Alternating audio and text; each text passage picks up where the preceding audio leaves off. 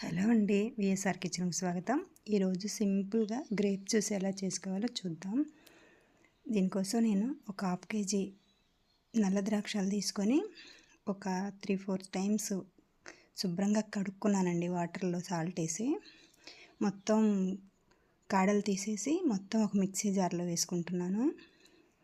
పెద్ద mixie jar తీసుకొని వేసుకోండి, హాఫ్ కేజీ కదా, చిన్నది సరిపోదు.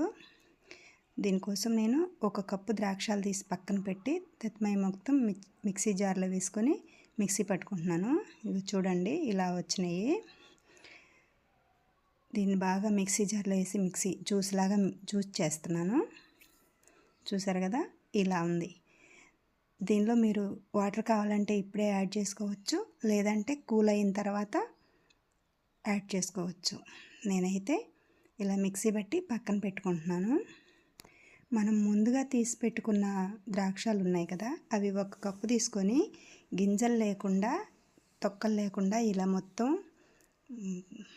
లోపల ఉన్న ఫ్రూట్ని బయటకు తీస్తున్నాను. ఇలా చూడండి, ఇలా ఒక పండు తీసుకొని ఇలా ప్రెస్ చేస్తే ఇలా వస్తాయి. లోపల గింజలు కూడా తీసేసేయండి, ఎందుకంటే ఇవి జ్యూస్లో వేస్తే మధ్య మధ్యలో తగులుతూ చాలా టేస్టీగా ఉంటాయి.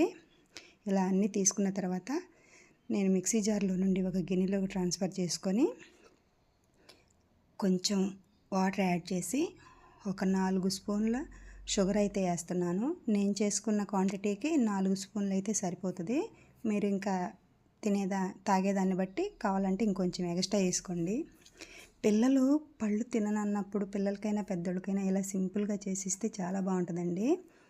నేనైతే వడపోయటం లేదు, మధ్య మధ్యలో ఇలా తొక్కలు తగులుతూ చాలా బాగుంటుందని మేమైతే అలాగే తాగేస్తాము. అంతేనండి. ఇవి ఇంకా ఫ్రిడ్జ్లో పెట్టుకొని మనకి ఎప్పుడు కావాలంటే అప్పుడు సర్వ్ చేసుకోవటమే. చాలా టేస్టీగా ఉంటుంది, చాలా బాగుంటుంది. మీకు కనుక నచ్చితే ఛానల్ సబ్స్క్రైబ్ చేసుకోవటం మర్చిపోవద్దు. లైక్ చేయండి, షేర్ చేయండి, కామెంట్ చేయటం మర్చిపోవద్దు. Thank you for watching. Bye.